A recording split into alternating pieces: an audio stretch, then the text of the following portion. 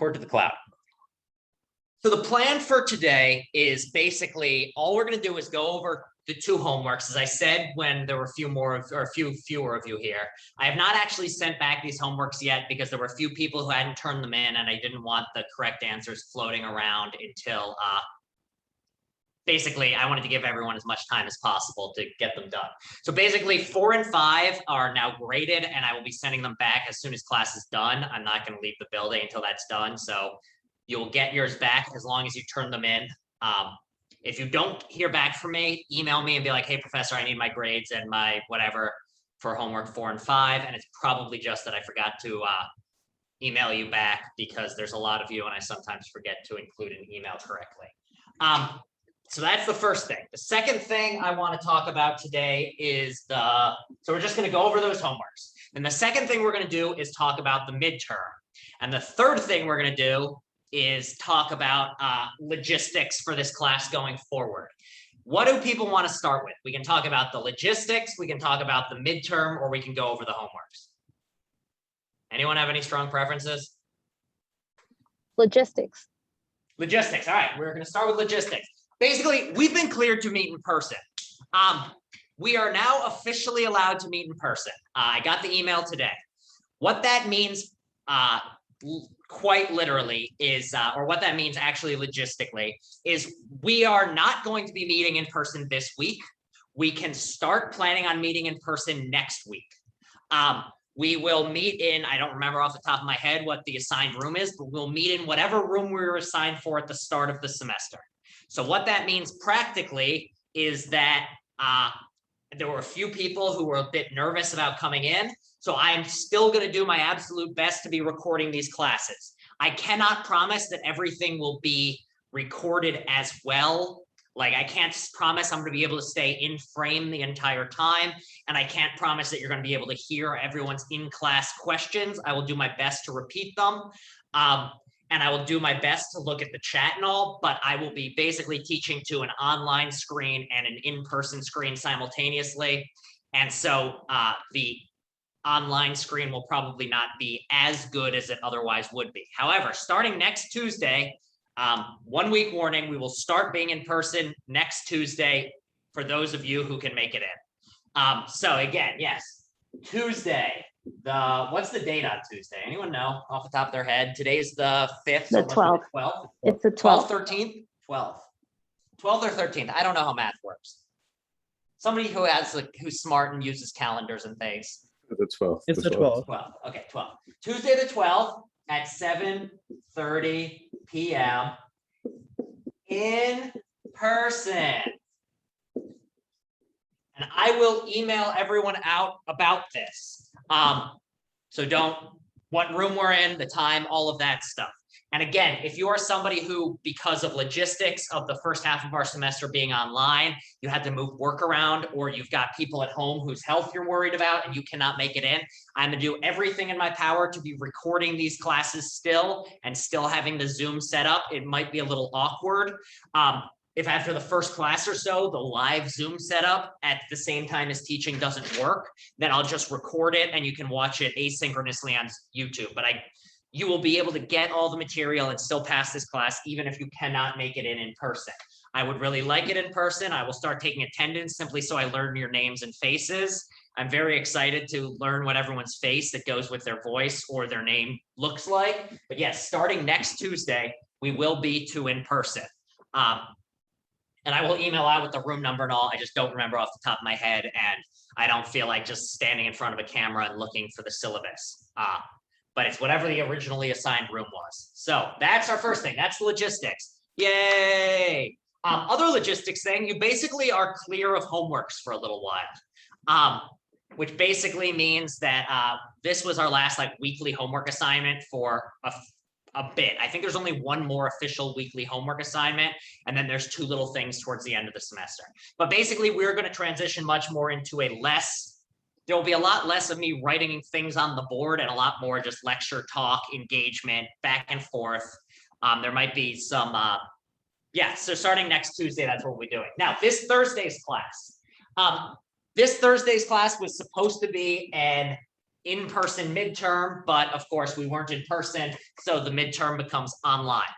And by online, I mean, it's not going to be, you're going to have a set amount of time. I can't figure out Blackboard. I don't give a damn about it. So what it's going to be basically the exact same as the homeworks. I post a Word or a PDF document to the Blackboard under like a midterms section, and then you fill it out. Hannah. I have a question that if Tuesday we have the midterm and we meet in person, but we still do it online, so how is that gonna possible? So what we're gonna do is basically the midterm is basically it's take home. So I am going to be assigning you a take home exam. Yes, you're gonna be getting, Olivia, you're gonna get your homeworks back immediately after this class. It was just there were a couple people who hadn't finished getting them in yet, and I didn't want the right answers floating around for Control-C, Control-V purposes. So therefore, I am going to send them back literally as soon as class is over before I leave the building. So yes, you will get them back, grades, answers, and we'll also be going over. So yes, and that's exactly what I was going to say, Hannah, is yes, the midterm is this Thursday and class is optional that day. So basically what that means is I will set up this Zoom setup on Thursday from this online classroom. Because again, this midterm, I am posting it Thursday. It is being posted Thursday. It won't be due for a week after that. Basically, it's going to be just like your homeworks where you can go to it, come back. It's just going to be a Word document. It is basically, this is what happens when I have one plan and then that plan gets foiled and it's COVID. And so then basically what this means is it's just going to be a long homework is basically, and I'm calling it a midterm. It's going to be open book because how can I stop you? It's going to be, I prefer that you didn't just talk to each other and like, give each other the answers. But again, I can't necessarily stop you, but basically, yeah, it's just going to be a long homework assignment. It will be posted on a Thursday and you will have until the following Thursday to turn it in online. And then we will go over the homework, or we will go over the answers the following week. But basically, yeah, this Thursday, I will set up this Zoom and like get on my computer and all. So if on Thursday you've just like glanced over the midterm and have decided like, oh, I'm not sure quite what this question means, or this one's confusing, then you're welcome to sign into the class Zoom session, but I'm not going to be teaching on Thursday. You basically have that. I'm giving you that time slot to do the exam if you want to, if you just want to take the day off, if you just want to come on to the class Zoom to ask me any questions about it, if you just want to like, whatever. Basically, class on Thursday is completely optional, by which I mean you are allowed to sign into the Zoom if you want, but you do not have to. And I will be here, but we will not be going over anything. It'll just be somewhere you will know where I am at a time if you have any questions about the midterm. And again, you'll have a whole week to do it. It is take home. It is not going to be the sort of thing that is in a set time slot. It's going to be very loose, open-ended. It's basically, if you've been doing the homeworks, you will not see basically anything new on the midterm. So right. Just to make sure, you mean it's due on the 14th of October, and this Thursday, which is the 7th, you're going to do the Zoom class that is not an actual class? Correct. Exactly. And then also, we will then meet in person on the 12th, and we will meet in person on the 14th. And again, if you have any questions you want to ask me about the midterm on those days in person, or if you're somebody who's not coming in via Zoom, that will also be okay. But yes, it's getting posted on Thursday the 7th. You will have till Thursday the 14th to do it.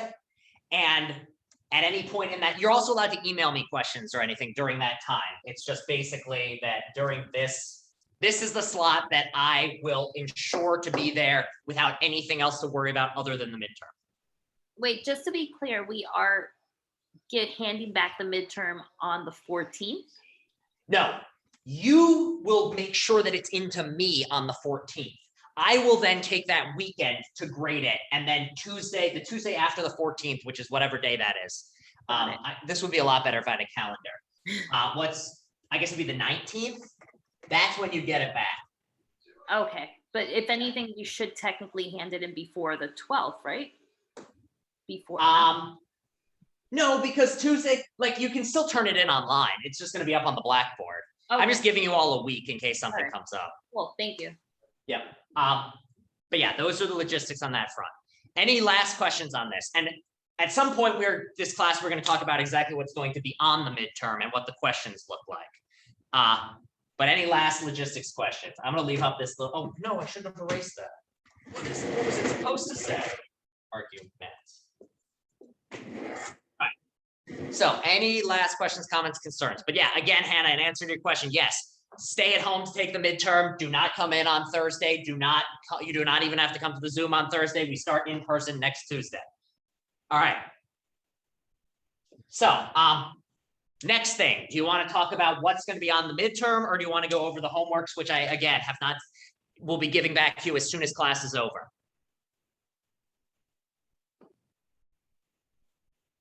All right, then let's just screen share and we'll do that one. Okay, let's see if I can figure out how to screen share. We'll do the homeworks first since nobody had strong opinions.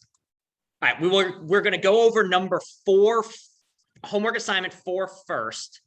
And then we will go over homework assignment 5. So can everyone hear me okay? If I'm standing here, and can everyone see the screen okay? Yes. All right, cool. I'm probably going to be going up and down between writing things on the board and talking about answers. I would prefer if I could, this would go better if we were in person so I could use the projector, but alas. All right, so question number 1, this was all pumpkins are round. I just bought a pumpkin, therefore the pumpkin I bought is round. This one I thought was going to be the easiest, but this was actually the hardest question on the whole. This was the one that the most people got wrong. The correct answer to this one is 3. 3 is the correct answer because A and B are linked premises to prove C. Now, why are they linked premises as opposed to any of the others? Well, if it's a structure like this, a convergent, what that means is A and B are independent, unconnected reasons to believe C. If you got rid of B entirely and just had A, that would still by itself give you a reason to believe C. If you got rid of A, B by itself would give you a reason to believe C. So an example where the conclusion is the pumpkin I bought is round that would fit form 1 would be A. My mom told me the pumpkin I bought is round. Therefore, the pumpkin I bought is round. And B would, so C would still be therefore the pumpkin I bought is round. A would be my mom told me that the pumpkin I bought is round. And B would be I saw the pumpkin I bought and it looked round. So you'd have premise 1, my mom told me the pumpkin I bought is round. Premise 2, I looked and the pumpkin I bought looked round. Conclusion, therefore the pumpkin I bought is round. That's a case where you see either of these premises that my mother told me would be one reason to think the pumpkin was round. That I saw it with my eyes, that would be another reason to think it's round. So that's what something of form 1 would be. So 3, by contrast, is a case in which by itself, all pumpkins are round does not mean the pumpkin I bought is round. Nor does the fact that I just bought a pumpkin, if it wasn't the case, like if we didn't have A in there, by itself, I just bought a pumpkin, does not entail that the pumpkin I bought is round.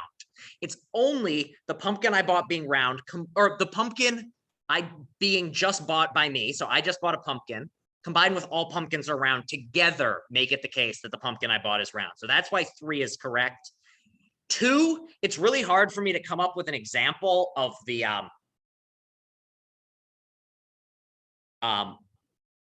a serial sort of case like this. I guess what you could have would be something like B would be something like all pumpkins are perfectly spherical, therefore all pumpkins are round, therefore the pumpkin I just bought is round, or something like that. Or it's hard to think of something like 2, but 2, a better one would be something like that bear weighs 12,000 pounds, therefore that bear is very large. Therefore, that bear wouldn't fit in my car. That's something that's more of the serial style. It's one thing that proves another that proves a third. And in this case, it's not like that. It's not like all pumpkins are round proves that I just bought a pumpkin and I just bought a pumpkin proves that the pumpkin I bought is round. Rather, it's that A and B working together at the same time proves that the pumpkin I bought is round. So does that one make sense to everyone? Why the answer is C? Yes. Or 3, I should say. Yeah. 3. All right. On to this one. This one I took 2 answers. Can anyone guess what the 2 answers were that I accepted? 3 is one of them. 3 is one of them. 4? 3 and 4. I took 3 and 4. So, sorry, I'm just grabbing my water, which is why I walked away. The reason why I took 3 and 4 is the way I was thinking of it was 4. I was thinking of it as the main conclusion is Marvel's better than DC, and that one of the reasons for that is Marvel's funnier, and the other reason is that the casting is better. And then Robert Downey Jr., Elizabeth Olsen, and Chris Hemsworth were 3 independent reasons to think the casting is better. However, I could also see the argument being made that it's only when you take those 3 things together that they mean the casting is better. So if you interpret it as it's only the case that you took X, W, and V together, then it would have been 3, and I gave you full credit. If you instead thought of those as independent reasons that supported that the casting is better, then it was 4, and I also gave you credit. It couldn't be 2 because the conclusion was not you. Marvel movies being much funnier was not the conclusion, and it couldn't be 1 because the key thing here is that X, W, and V are below Y, not on the same level as Y. And so that's why I took either 3 or 4. Okay, so 3 or 4. Now here's our Joe Biden one. This one is tough for me to I don't quite know. I'm just going to scroll down so we can see what I have as the answers, and then we can talk through it. So you'll see down here is the correct answers. So I didn't write out, I guess I should have included these bits here so it would be easier for you to see what the correct answers were. But okay, good. But anyway, so yeah. A was 2, Biden is going to return dignity to the United States. B was 5, Biden has more political experience than his opponent. C is 1, that's the one I gave you. D and E were 3 and 4 in either order, and then F was 6. So does anyone have questions about this one? I can talk my way through it, or you can ask me questions about why certain ones are in certain places. I don't quite know, because we're sharing a screen, what's the best way of doing this. But do you just want me to explain the reasoning behind each one in its little slot? Do you just want me to move on? What would be most helpful for you all?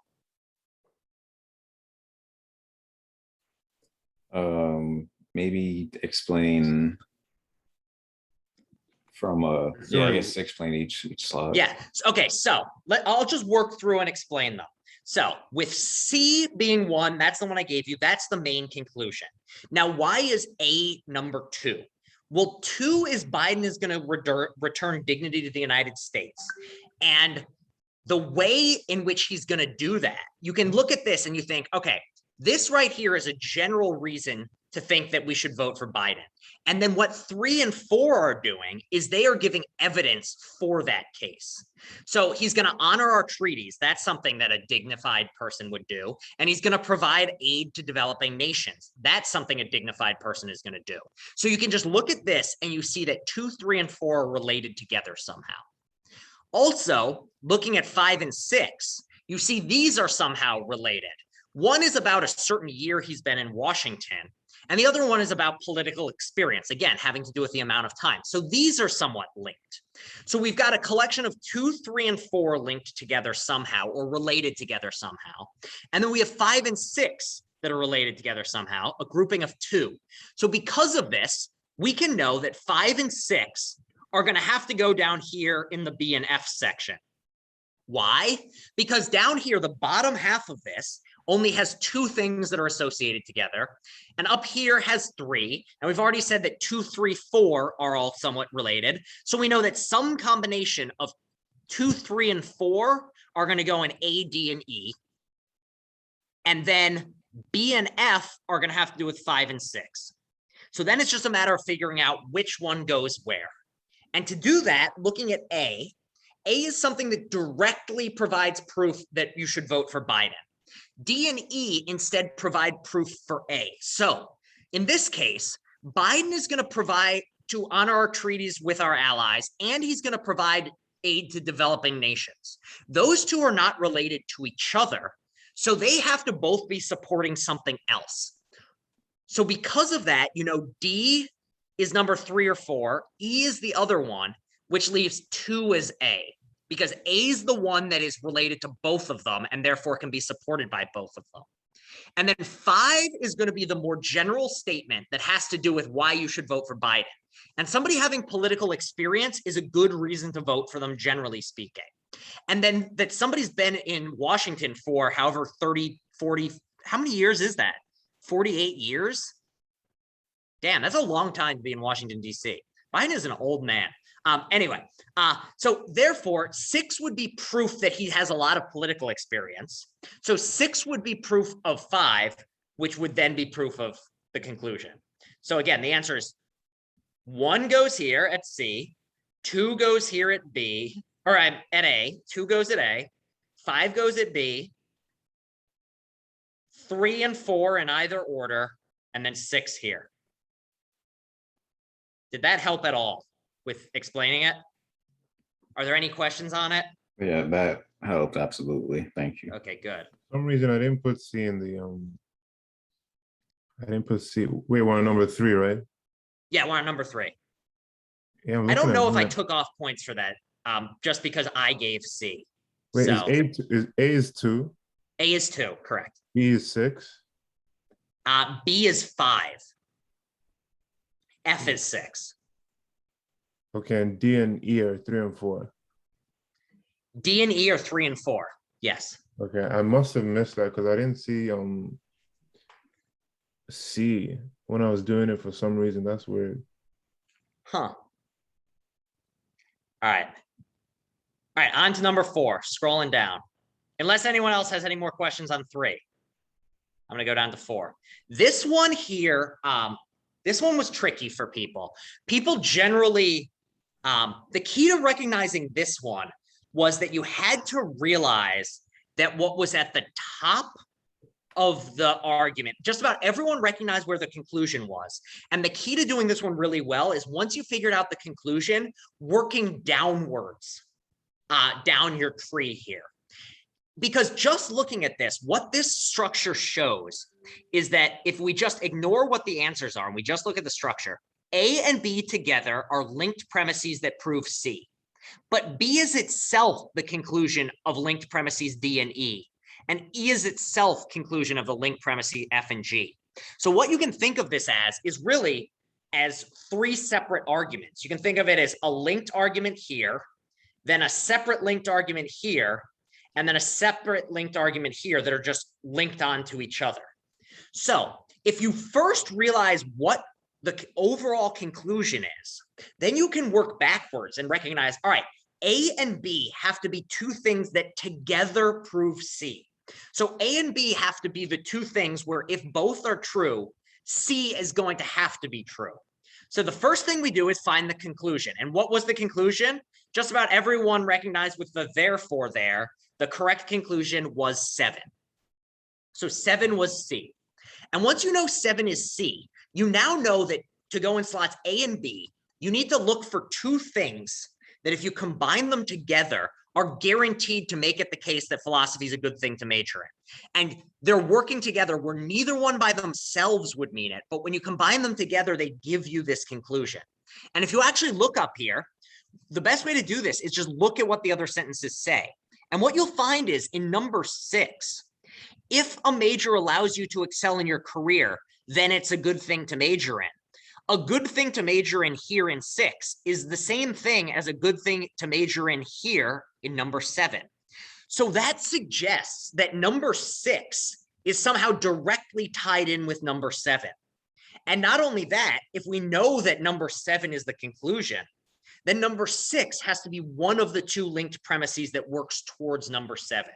So that means that 6 is going to have to either be in slot A or in slot B. So you figured that one out. It's either A or B. And now you have to ask yourself, what is the other one? What goes in the other of these 2 slots? Well, it's going to have to be whatever links up with 6 to prove 7. And if you look at 6, it's an if-then statement. If a major allows you to excel in your career, then it's a good thing to major in. And then this is the second half of that statement. Philosophy is a good thing to major in. So therefore, if this is an if A, then B, and this is B, and we're looking for the other premise, what we're looking for is an A in a modus ponens. So we're looking for something that is saying, not only is it if a major allows you to excel in your career, then it's a good thing to major in, we're also looking for the thing that combines with that to prove that philosophy is a good thing to major in. And what that is majoring philosophy is going to allow you to excel in your career. So looking here, you just know 5, 6, 7. 5 and 6 are linked premises proving 7. So that right there is figuring out that. Now we just have to find out, where does 5 go and where does 6 go? 6 has to go in slot A and 5 has to go in slot B. And how do we know that? Well, that has to be the case because B is itself a conclusion of D and E. And if you look up here, what you find is, if you just look at 3 sentences up here, you can find 3 sentences where the conclusion is philosophy will allow you to excel in your career. In particular, what you find is, if you combine philosophy's majoring in philosophy will make you a better employee, combined with if you're a better employee, you'll excel in your career, gives you the conclusion majoring in philosophy will allow you to excel in your career. So now we know that this has to be 5 at B. And not only do we know that this has to be 5, we also know that 4 and 3 have to go in slots D and E, because those are the linked premises that together prove B. They are the ones where, if you know that majoring in philosophy will make you a better employee and making you a better employee will help you excel in your career, then conclusion, you will excel in your career. Now then the question is, where does 4 go? Where does 3 go? And again, we know that 3 has to go in slot E because 1 and 2 together are linked premises that prove 3. If you can think critically, then you will be a better employee. Majoring in philosophy helps you think critically. So conclusion, majoring in philosophy will make you a better employee. So again, 1 and 2 together prove 3. Those are linked premises. So 1 and 2 have to go in slots F and G. This one, because there's nothing below them in the chart, it doesn't matter what order they go in. So F and G are 1 and 2. They together prove 3, which is that, so if you can think critically, you'll be a better employee, combined with majoring in philosophy helps you think critically, leads you to the conclusion, majoring in philosophy will make you a better employee. Then if you combine majoring in philosophy will make you a better employee with, if you're a better employee, you'll excel in your career, leads to the conclusion, majoring in philosophy will allow you to excel in your career. Then if you combine majoring in philosophy will allow you to excel in your career with, if a major helps you excel in your career, then it's a good thing to major in, leads to the overall conclusion, philosophy is a good thing to major in. All right, my throat is raw. I need a sip of water. Does anyone have any questions about that explanation? So again, these are the correct answers: 6, 5, 7, 4, 3, 1, 2, 1, 2.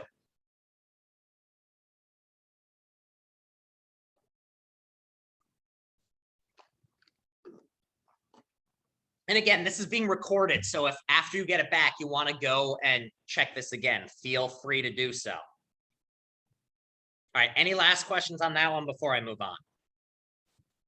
Okay. The last one. So before I show the answers, just looking at this argument, ignore everything on here that isn't the letter A, B, or C. What is the relationship between the letters A, B, and C? How would you describe that? Just looking at those. So ignore everything to the right of this. They're Just all looking at conclusions.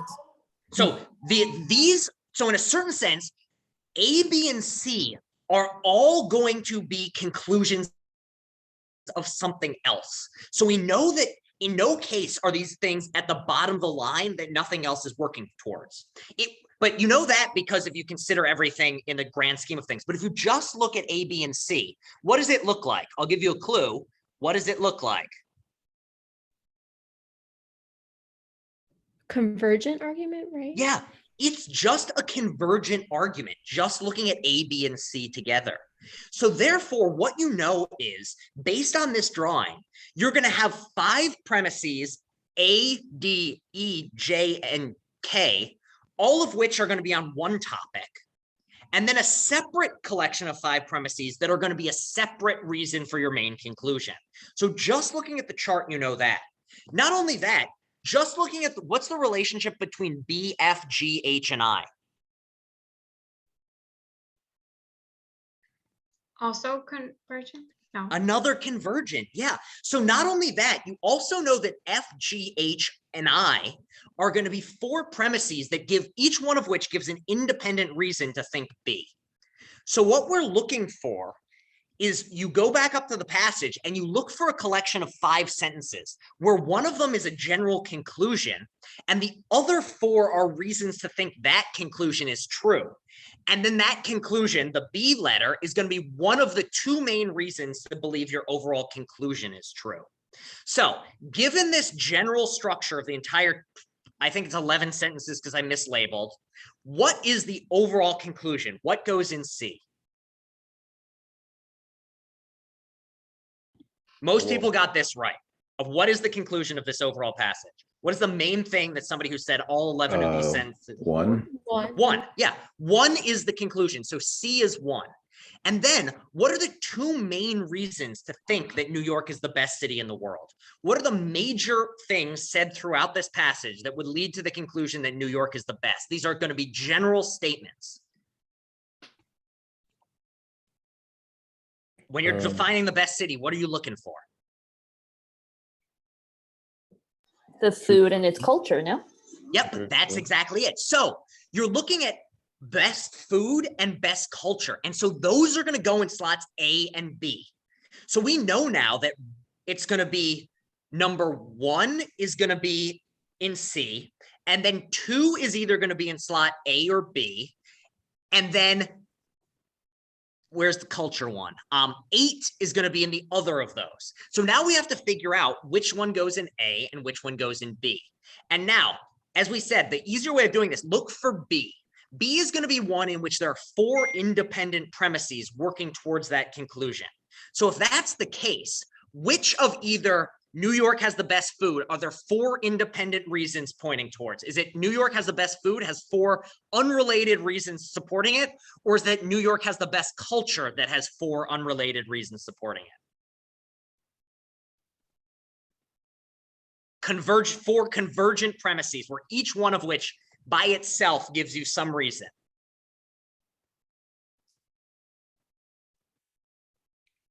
Most of you got this one right. And so I'll just, rather than making you all be worried about saying the wrong answer, the correct answer is B here. B goes with number 8. Best culture goes in B. Why?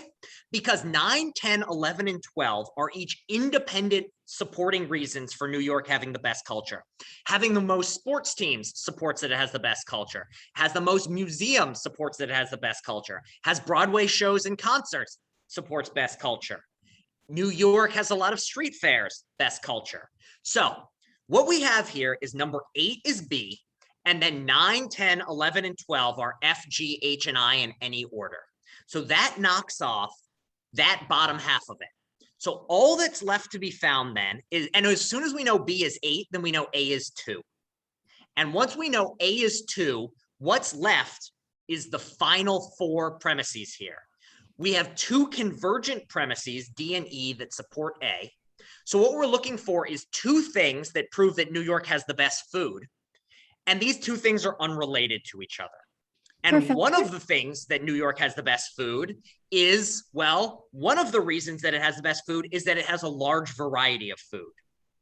And the other completely unrelated reason is that it has the best pizza and bagels. So best pizza and bagels is one of these 2. And it has the largest variety as the other, because those are the 2 things that are directly supporting that New York has the best food. Then, once we've figured out that, we now ask ourselves, what's the relationship between J, K, and D? Well, J and K are linked premises that prove D. So therefore, what we're looking for here is 2 things that together prove that New York has the largest variety of food. And what is it that proves New York has the largest variety of food? Well, it's the fact that New York is the largest city, combined with the fact the larger city is, the more food variety it has. So J and K together prove that New York has the largest variety of food. Largest variety of food is one of the convergent premises that New York has the best food. New York has the best pizza and bagels is the separate reason that New York has the best food. And that is then a convergent premise with that it has the best culture for New York being the best. So the final answer is, if you stuck with the number system I gave, it was 2, 8, 1, 6, 7, 9, 10, 11, 12, 9, 10, 11, 12, 9, 10, 11, blah, blah, blah. And then 4, 5 in slot here. So J and K were 4 and 5 in either order. These were 9, 10, 11, 12 in either order. And then 2, 8, 1, 6, 7. Or I wish I could somehow share this better or make my screen bigger. I guess I could do this. Now they can all show up. So that way you can see, if you just want to look it over, how they all fit together with the sentences and the letters. I'm just going to leave this up here for a second if anyone wants to look through it. Professor, Mm-hmm. so on mine, like, I don't know if you noticed, but you skipped like the number 3. Yes. So Olivia, you did this version. I If did it you wrong. changed it around and did it correctly, if you like made the Okay. numbers correct, yes. Yeah, I did not yeah. take off Okay. points for if you corrected my mistake, I was not going to take off points for it. Oh, got it. All right. Yeah. Thank you. Absolutely. All right. Are there any last questions on this one? And again, if you have any questions about this and you want to shoot me an email or anything, just feel free. This video is going to be getting posted tomorrow morning. So if you want to watch through this again, once you get your homework back in like 20 minutes after class, that is also okay. All right. I'm going to stop looking at this screen and we'll move on to, oh, nope, that's my email. Stop screen share. Okay, give me 1 second to find the screen I want to look at. There we go. Back to screen share. Okay. This one, I do not have the answers written down, but we'll just talk through them. So my voice is killing me. My back hurts because I'm hunched over a chair, which is sitting on a table. So I'm going to ask people to chip in with the answers here. What's the answer to 1? It's okay that I cheated on my homework because Mark also cheated. 2 wrongs don't make a right. Correct. Yep. This one was 2 wrongs make or 2 wrongs don't make it right. Number 2. False dilemma. Yeah, false dilemma or either or. That was that one because it's possible to like both dogs and cats. 3 and 4 are both not fallacies. 3, if you had put in a lot of effort to explain to me why, but basically 3 didn't fit any of the other categories. So it was, and it's probably true that all dogs have teeth. I can't imagine like there's a truly toothless dog that's still alive. I feel like with dogs, if it's lost all of its teeth, it's probably dead. So this one is just going to be, this is just a modus ponens case. And then 4, why is 4 not a false dilemma? Because it's only even and odd. Like there are the only 2 choices are even and odd. There aren't Exactly. any other options. Exactly. This is a case in which a genuine disjunctive syllogism. It was designed to be tricky, but it is a genuine disjunctive syllogism. I'm sorry, what's the answer for 4? 4 is not a fallacy. 3 and 4 are both not fallacies. Okay. Okay, thank you. Yep. All right. And if you didn't know what integer meant, take it up with your algebra teacher. They didn't do a good enough job. I take no responsibility. Anyway, Donald Trump said the election was stolen, therefore it was stolen. What's this one? This is appeal to authority. Yep, that's a classic appeal to authority. 6, Donald Trump said the election was stolen, but Trump is old, so the election wasn't stolen. Okay, I put 2 for this one. I said that it could be a non sequitur because Trump is old. It has nothing to do with the election being stolen, but then it could also be an ad hominem as the argument is attacking Trump's characteristic. You gave both of the correct answers. Either ad hominem or non sequitur was correct. And if you put them both, then you doubly got it right. And why? Well, for exactly the reasons Lauren just said. Being old has nothing to do with whether the election was stolen. And also Trump being old is just attacking his character. So yes, both of those were the 2 correct answers. All right. Number 7. Number 7 was a little bit tougher because 7 isn't quite an irrelevant premise. It is more of a straw man. Why is it a straw man? Well, it's a straw man because the first thing I say is true, that critical thinking is important. It's this step from he thinks it's the most important thing in the world. That is putting words in my mouth that are not something I said. That is taking my argument and making it a simpler version that you then attack. You're coming to the conclusion that critical thinking isn't important, and you're getting there because you've put the words in my mouth that I think it's more important than food or drink, which I don't think, and I've never said. So that's why it's a straw man. 8, this one was small sample. 8 was small sample and not ad hominem or anything like that, because what it's doing is drawing a conclusion about one or an entire group of people off of one person. I'm trying to think, I may have given credit for unrepresentative as well, because a small sample size could also be unrepresentative. So if you put unrepresentative on this one, I'm almost certain I also gave full credit, and I will just double check. And so the correct answer here is either going to be, I thought of it as small sample, but if you put unrepresentative, you also got full credit. If I, for some reason, marked it wrong and you put unrepresentative, just let me know and I'll correct that. 9, what was 9? Slippery slope, yes. 9 is a slippery slope. If you don't do your homework, unreliable, blah, blah, blah. You're not gonna get a heroin addiction if you don't do your homework. All right, I asked 100,000 New Yorkers what the best city was, and all of them said New York. Therefore, the majority of Americans think it's New York. What was this one? Unrepresentative. Unrepresentative, yeah. Number 11, I was willing to either take not a fallacy or I was willing to take small sample size. Now, I generally was thinking of this not as not a fallacy, because asking 100,000 Americans something is a high enough percentage that it's probably a representative sample. So therefore, I think that this would be fine. Now, it is certainly not, the reason I did not give credit for unrepresentative sample on this one, though, was that your conclusion is about Americans. If this had said, so most of the people in the world think America's the best country, then this would be unrepresentative. But because the premise is asking 100,000 Americans and the conclusion is also about Americans, it is a perfectly representative sample. Number 12, I was willing to either give either slippery slope or not a fallacy. Not a fallacy because if you stare at the sun for a long time, you will go blind.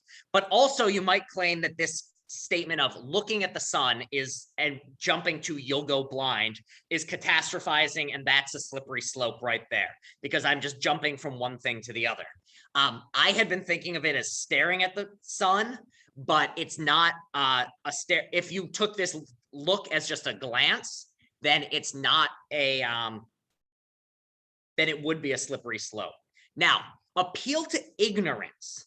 Now, why is this one not an appeal to ignorance? Well, the definition of an appeal to ignorance, let's jump to our appeal to ignorance one.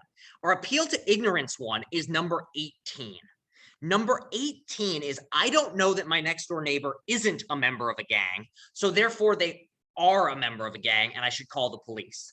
So the key to an argument from ignorance is that you say something, I don't know that something isn't the case, therefore something is the case. In the case of 12, it's not quite that formula. It's not, I don't know that I'll go blind, therefore I will go blind. So it doesn't quite fit the appeal to ignorance structure. 13 was what? This one was another, it was designed to be a trick question somewhat, but most of you got it. I said Appeal true. to expertise. Say that again. Appeal to expertise. Yeah, so appeal to expertise, therefore not a fallacy. Yes, it was not a fallacy because the judge is literally the person who has the power and knowledge to sentence you. So therefore it's not a fallacy, it was an appeal to expertise, not an appeal to authority. So if you put appeal to authority fallacy, you did not get it right. If you put appeal to expertise and not a fallacy, or if you just said not a fallacy, you got full credit. 14 is an either or case. It is, again, false dilemma. 15 is a two wrongs make a right. 16, 16 was the questionable cause. The fact that you saw your neighbor look at you and shortly after a bird pooped on your head does not mean that the neighbor's a witch who made the bird poop on your head. Another thing I want to stress is an ad hominem argument, just in like using something that could be insulting to someone. Like if you call,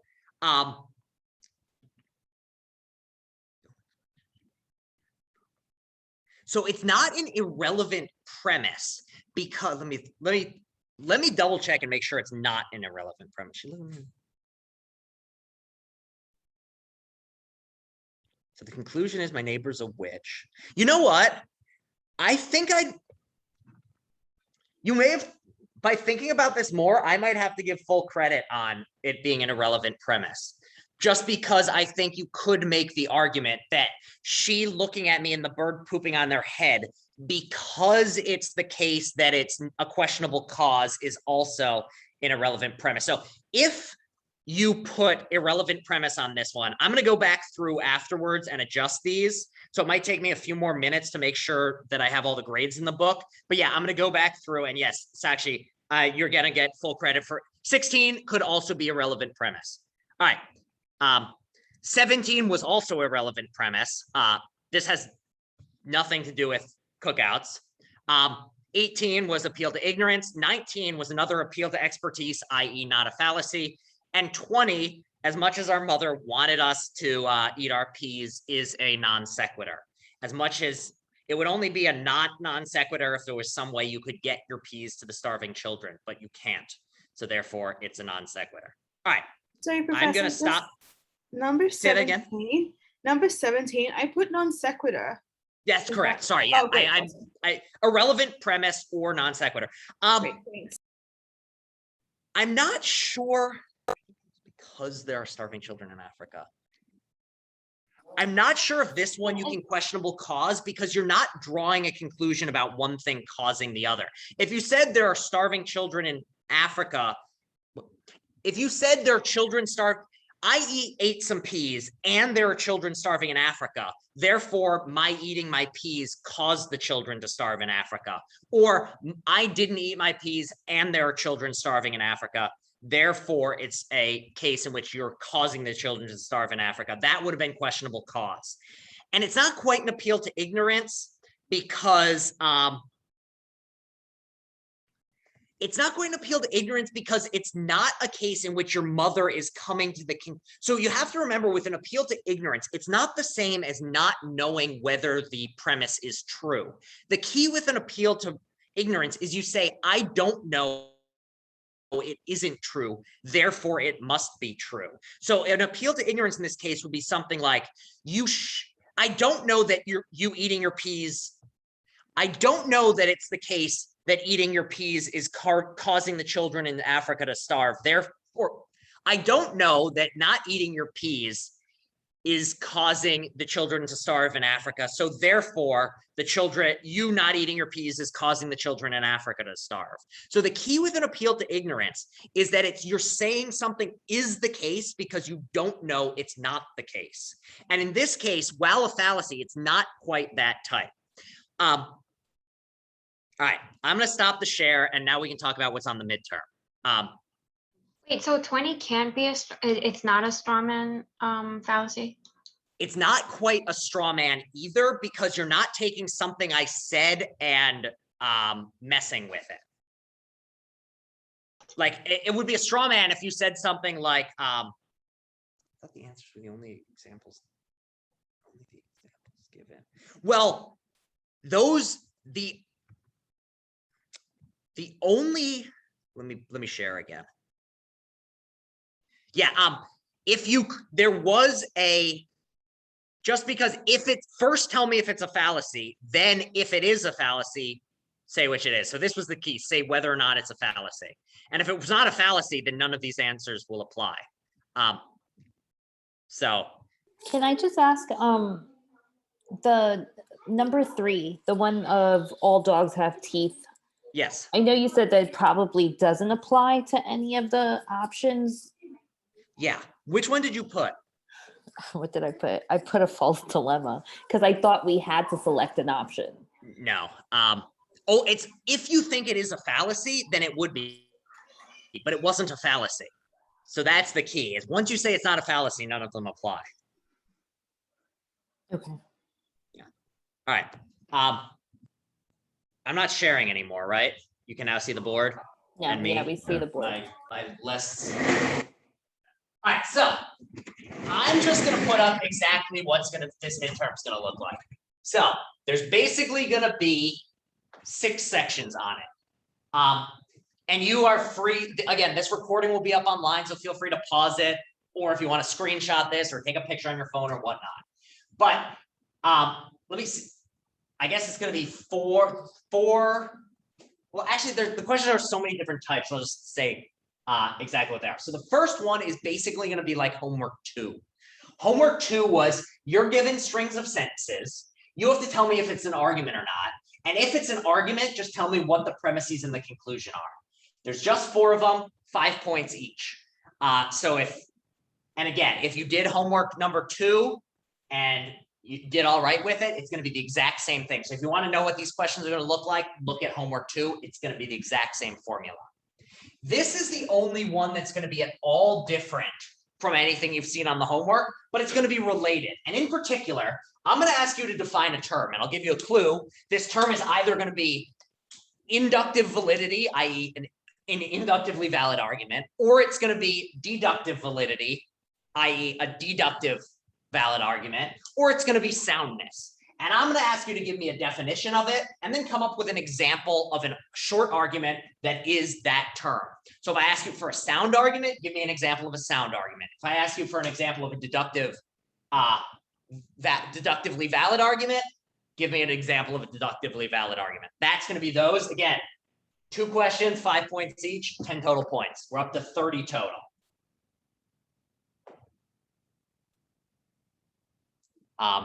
I'm just going to leave this here for a second if anyone wants to copy it down. And again, though, if you'd rather, and I'm not going to erase this, so I can bring it up in a second, but I just want to give you another second if you want. All right.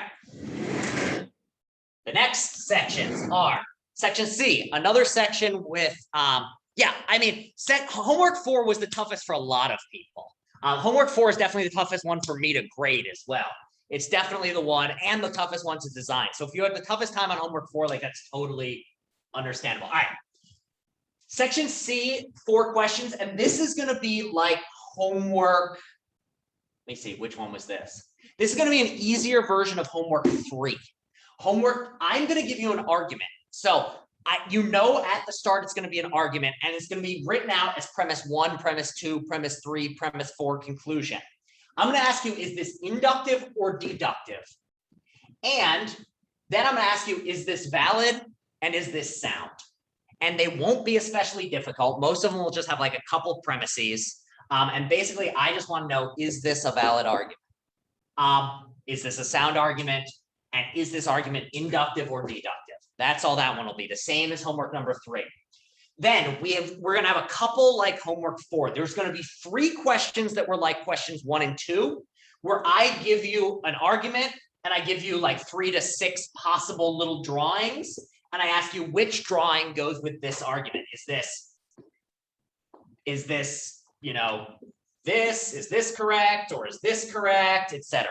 So there'll be 3 like that, 5 points each. Then there's basically just going to be 1 like the longer homework 4, but it won't be as long as number 5 it won't be as long as number 5 was on the homework, so it won't be like that very long letter one. But it's just, again, I will give you the picture with the letters on it. I will ask you for the numbers, or I will give you the sentences numbered and ask you which one goes with which. And then there's going to be 10 questions, which is exactly like homework 5. I give you an argument. You tell me if it's a fallacy and which one, if yes. And again, I will give you what the possible answers are. But yeah, that's going to be the midterm. It's just going to basically be a longer homework. Any last questions on it? Can I just take a screenshot? I'm sorry. Yeah. Of Which that board last do you board. want? That Which one. board do you want in order? Just I this just one? need this one. Yeah, hold on. Okay. Thank you. Does anyone want me to bring up either of the other 2 boards for screenshots or anything? Yes, please. All right, so I'll bring up this one now.